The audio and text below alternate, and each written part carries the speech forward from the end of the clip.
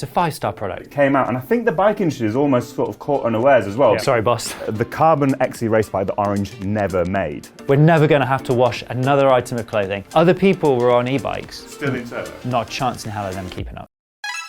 It's been a big year of tech in 2024, and because, of course, it's nearly 2025, there's some things that we're really looking forward to. So Al and I are going to go through our tech highlights of 2024 and our tech predictions for 2025. So keep watching, because we've got a pair of crystal balls between us. Alex, all right, let's just crack on, get rid of that shit. What is your first tech highlight of 2024? Because there's been some really cool stuff come out this year. There has, and I think there's one particular product that's really stood out for me, and viewers of the MBUK channel will have already seen my head-to-head.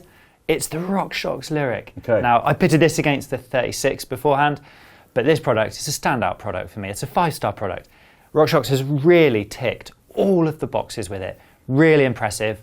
Supple, smooth, easy to set up, amazing bottom out resistance, mid-stroke support, the holy grail. That's what you love. You talked about that loads in the review. You're really into it, both on sort of like chattery small stuff and when you went into those bigger hits. It just seemed to work everywhere really, really well. Yeah, and that's exactly it. It's that the Lyrik is the best fork across the widest band of terrain types. You know, other forks are close, and they're definitely not bad. It's just like we said, this is just that one little bit better. That little pinnacle. And of course, you tested the ultimate version with the new Charger 3.1 damper. You did say in the video, though, that if it was your money, there might be a slight change of purchasing decisions. There's always going to be a slight change of purchasing decisions when it's my money. Let's not beat around the bush, the guy who likes tap water in a restaurant. Well, I won't deny, I won't deny.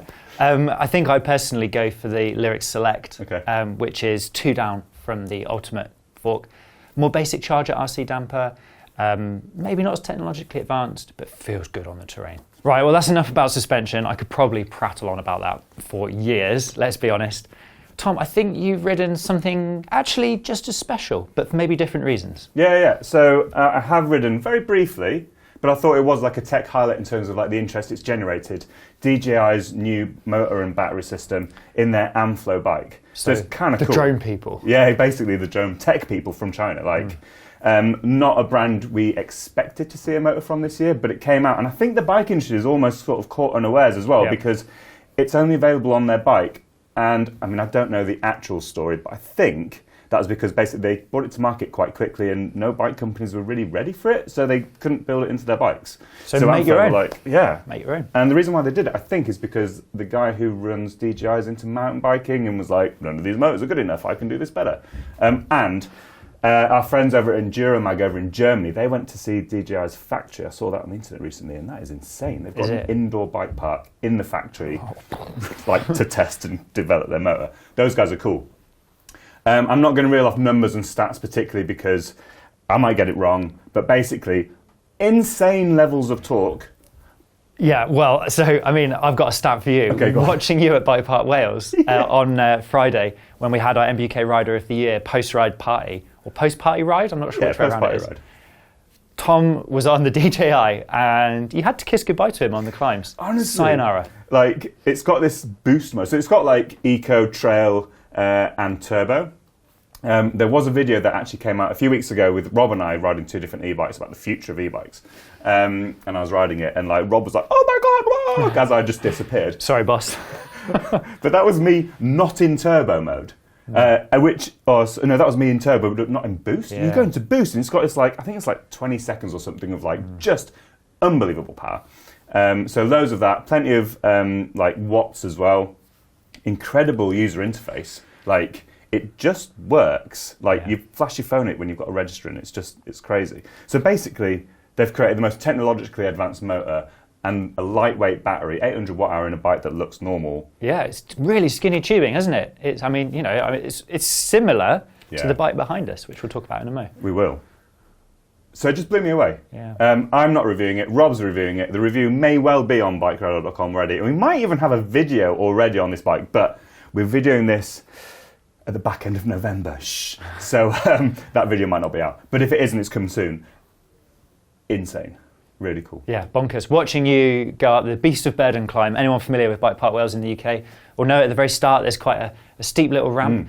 Tom was pedalling up there and he was throwing stones and rubble, kicking out the back of his back tyre. Spitting dirt. Other people were on e-bikes. Still in turbo. Not a chance in hell of them keeping up. Not touching. Right, let's move on. What's the next one? My next one. Now, this is an interesting one. It's Schwalbe's radial tyres. Now, I guess maybe this is only interesting to a certain niche set of people. The geekiest of the geeks. Yeah, potentially. Now, what these do basically is they take road car tyre tech and put it into mountain biking. Now, traditionally, a tyre's carcass is made up of plies, and these plies run at 45 degrees to your direction of travel. Okay. So imagine you're looking at your tyre in front of you, the plies go across it like this. Radial tyres, true traditional radial tyres, run at 90 degrees to your direction of travel. So they go round the tyre? They go, straight across it. Straight across the tyre. Straight across it. So there's no crisscross pattern of the plies.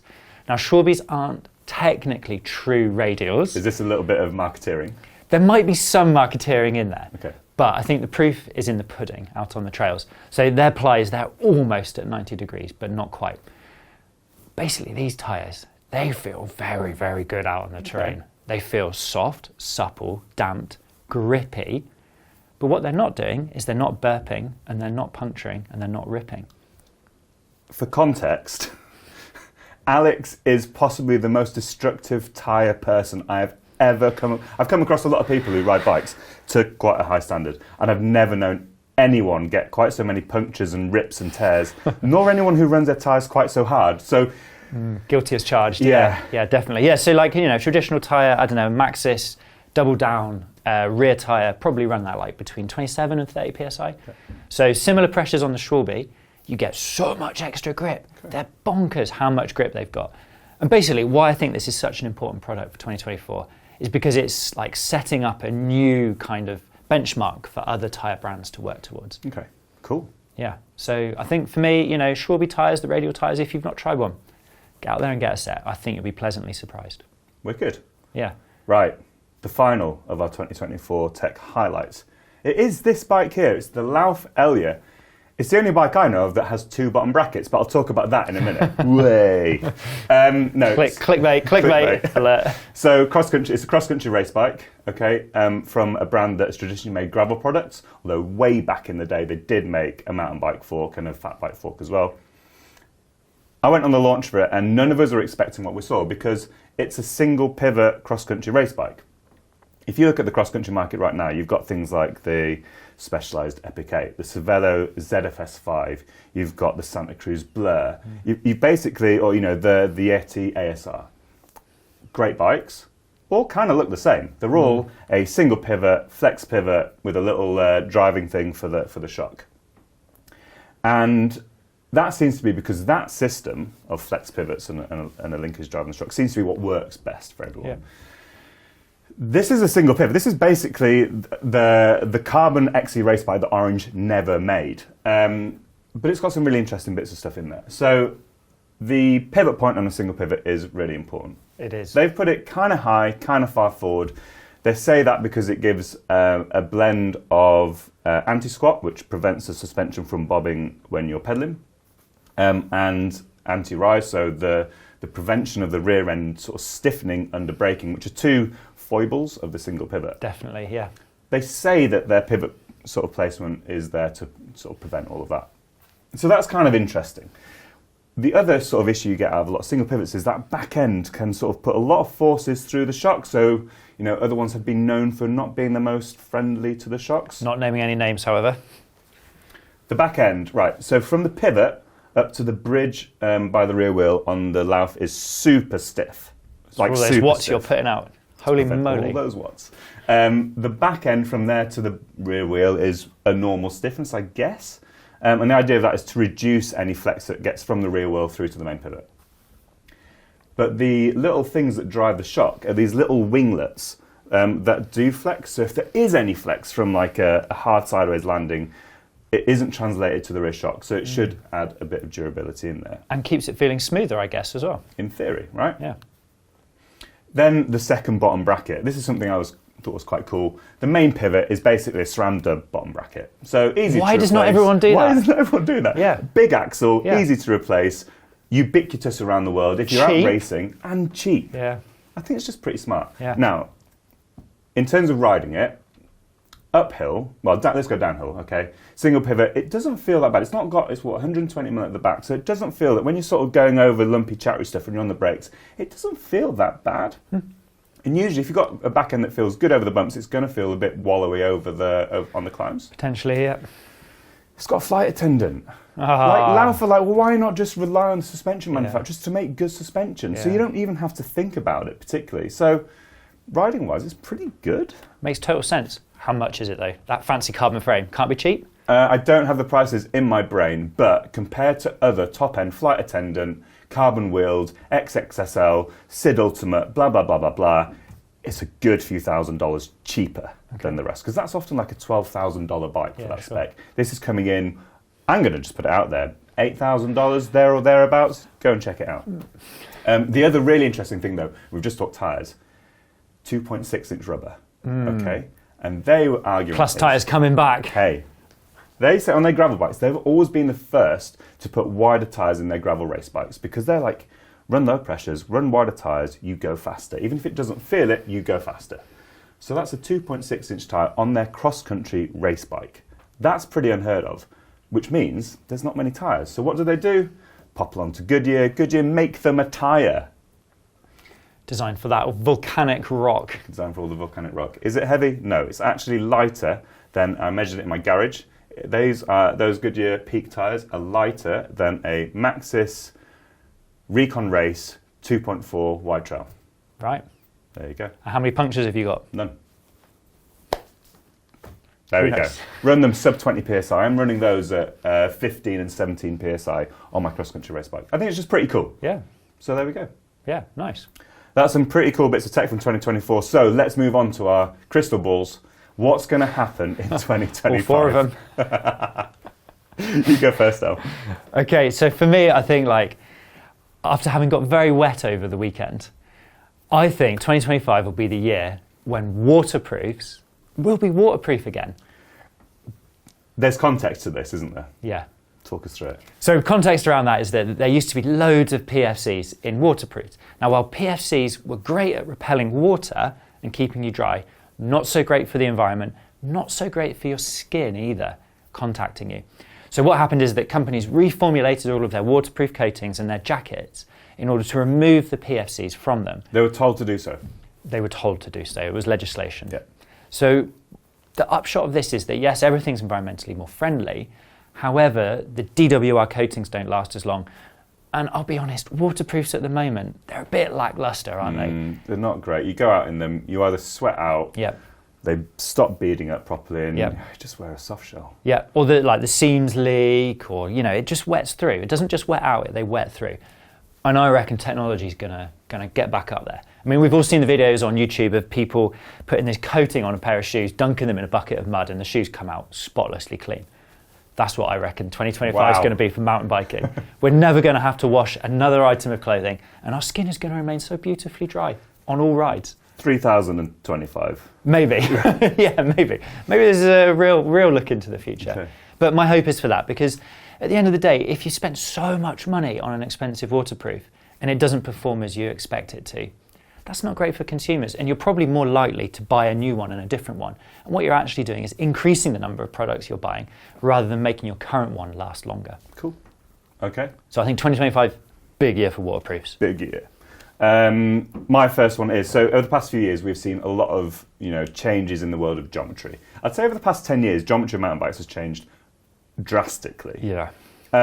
The one area where things haven't changed, other than some, I guess smaller manufacturers, things are slightly more niche, is chainsaw length. There's definitely a few outliers, right? But it's not the common theme. Yeah, it's certainly not talked about a huge amount. And it's really important, because as front ends get longer, what you end up with is a bike that's kind of unbalanced, which, for going fast over rough stuff, isn't great. There are some people who say, it improves handling, turning, and you can manual a bit easier, but it's only quite manual. Well, I don't care about that. But if you get longer front ends, you kind of want that back end to match it if you want to go at speeds. And I think this year we're going to see more and more chatter about chainstay lengths, and especially ones where they're maybe a bit more adjustable, a bit more tunable, maybe chips that are going to come in to help adjust those things in the future. So, yeah, You're a big proponent of longer chainstays. I think it would be such a big benefit to everyone in the bike industry if chainstays just grew a little bit, or at least proportionally relative to the front end of the bike. This is the thing, because you do get brands that are like, we've got adjustable chainstays. Not adjustable, sorry. The bigger bikes get longer chainstays, and generally it's just it's the same rear triangle, but with the pivot point moved slightly to different linkage or something. But while the sort of the reach might range from, let's pick some numbers. Like probably what, 430? 420, yeah, okay, extra small. 420 up to 510, right? And that's a 90 millimetre change in reach, which proportionally is quite a lot. It might only give you a 10 mil change in your chainstay length, which really is nothing. So I think we're going to see that change quite a lot. Yeah, I totally agree. And I do wonder if there's potentially like a peak ratio. So maybe 50-50. So say your reach is 480 millimetres. It's unlikely that your chainstay will also be 480 millimetres. No. I think that a direct split is maybe not quite right, but we'll see. We'll see where it all goes. I think there is a sweet spot out there. Okay, we're going to go on to your third one in a second, but of course, if you've got predictions for 2025, let's see them in the comments. And what is your tech highlight for 2024? Just let us know, and we'll reply. And please let us know how wrong or right we are. Oh yeah, of course. What's your next one? Well, it's funny you spoke about the Amflow bike being particularly svelte looking. I pointed at the Lauf, but the tubes are similar. I'd say the tubes are, if not the same, even potentially slightly smaller on the Amflow. Yeah. With a battery in there. Yeah, it's impressive. And I reckon that what's going to happen, and we are seeing bikes of this ilk coming out, is that there's going to be a real convergence and a quick one between SL and full power e-bikes. And there's going to be absolutely zero distinction in terms of motor power and output. You will just get the full power motors. Okay. And that will be the motor that you get. But battery technology will improve once again. The energy density will be going up, but weights will be coming down or staying the same. So now your 800 watt hour battery will only weigh a few kilos, whereas currently it's a huge, massive chunk of a battery to get on a bike. Yeah. And what I think brands will do, like White's new E-Lite Stag Works, I believe it's called, E-Lite Evo. That's the bike that Rob has put head-to-head with the Amflow. And it's got the Bosch motor, so it's got the brand new Bosch motor and a 400 watt hour internal battery. I reckon that's an indication of what the rest of 2025 is going to bring. But we'll see that internal battery capacity creep up a little bit more. Yeah. So I've always been a bit sceptical that mountain bikes are going to see this huge jump in battery tech, and all of a sudden we're going to have 800 watt hour batteries that are that big and weigh a couple of kilos. It's going to come in cars first, right, as a consumer good. But I was chatting to some people earlier this year who are saying that the internal chemistry of the cells that are used in e-bike batteries at the moment are going to have an incremental jump in the next sort of 12, 18 months. And I think they're saying an improvement in efficiency of between 16 and 20%, which is quite a lot. Actually really quite impressive. So those will start to come in. I think we'll see it on the higher end, of course, first.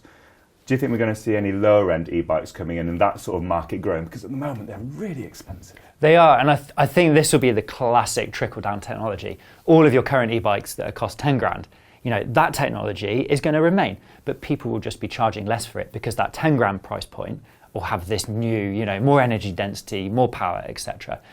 And the e-bikes of today will be more affordable. The best ones of today will be more affordable. And for the people who want the latest and greatest things, they'll be able to do that as well. But spend a bit of money for it. When SRAM launched transmission a few years ago, it kind of put the cat amongst the pigeons, right? All bike brands were forced, in inverted commas, to use the full mount interface, put UDHs on their bikes. But Shimano kind of resting on their laurels, right? Shimano haven't launched anything in the mountain bike sphere for quite a long time. And I think I said it for 2024 on Bike Radar. I think I said it for 2023 on Bike Radar. Maybe your crystal balls were a bit cloudy. They might have got a bit cloudy because I went on the previous generation XTR launch, I think it was 2019. Usually they're on a 3-year cycle, so we've been waiting for XTR for a long time. And I think we've got to see it this year. We've also seen some downhillers riding some new Saint stuff. Yeah. So maybe we'll see a little bit of that. But I think for sort of most people, actually, XTR is going to be the thing that comes along 2024. Are Shimano going to catch up in the electronic stakes with SRAM? I think they will. They've got to, right? They've got to get rid of wires. They've got to get rid of external batteries. Yeah. Because Di2 currently, if you can find it anywhere, still needs those two things. Yeah, or to be plugged into your big battery in your down tube. Yeah. So yeah, I think we're going to see a wireless XTR this year. Like you say, I think we're going to get rid of external batteries, I hope, unless they want us to bolt a battery to your chainstay. What I don't think we're going to see, though, is any change in any mounting standards again. So the nice thing about UDH is that it works on every single bike. It works with every single mech unless you've got transmission, in which case you're bolting that mech straight to the frame. And if you've got UDH, it'll work with that frame. It'll work. So tick, tick, tick. What we haven't seen, so do you remember Hone? Shimano Hone from many years ago? That used a stub axle that went all the way through and the mech mounted to the wheels axle, which is kind of cool, kind of a precursor to what transmission is doing, right?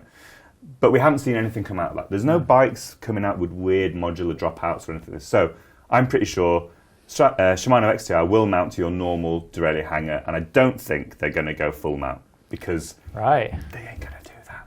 Yeah. Because it's open source, the pattern. Anyone can use it, I believe. Can you see it happening? Do you know what? Personally, from a personal perspective, I'd say Shimano should eat a slice of humble pie and just say, do you know what, SRAM? That was a really good idea. That was a bloody good idea. Let's just do it. But make it better. Give people the adjustable clutch. Give people a few other bits and bobs that maybe they're looking for that SRAM isn't able to do. Because this is the thing, like, SRAM gets a lot of hype around their electronic drivetrains. They make some great stuff. It works really well. And Shimano's always been a little bit behind, but when they do it really well. So I wonder, okay, 13 speed, fully electronic, obviously, completely wireless, batteries on the mech, batteries in the shifter, and I think they'll do something interesting with the shifter. SRAM has gone for the pods, which... Some people love them, some people don't. I prefer the original Access like flappy paddle thing. I really like that. And actually, with the pods, you can put those the little paddles on. The rocker paddle, The rocker paddle, and it greatly improves your SRAM transmission pod, like big time. It's way better. But Shimano, when they bought out their Di2, they tried to re-emulate a mechanical shifter with thumbs and fingers and all that sort of stuff. It was a bit love-hate. I liked it. A lot of people didn't. I think they'll sort of go down a slightly more traditional route with their shifters again because they're quite a traditional, non-disruptive company. Yeah. The other thing, I'm going to sort of slide this in. We've got our notes on what we're going to be talking about today.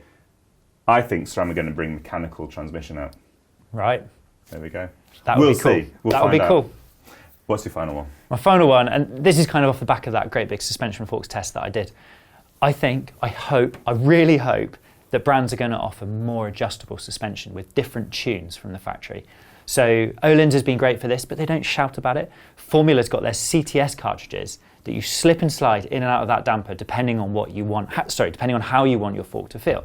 So if you want more damping, you put a bigger, harder damped CTS cartridge in there. Other brands really need to take note of this because people at the extreme ends of the bell curve, whether that's your 50 kilogram beginner or your 120 kilo absolute shredder, the stock dampers, they're just not working for these people. They can't get enough spring pressure in them or they can't get them to move freely enough. And I think that there's so much work to be done there. When you're spending in excess of £1,000 on a fork, make it more adjustable. And I reckon next year, I really hope that a few brands are going to be putting it out there, just saying, hey, look, we've got these things. This is how easy it is to do.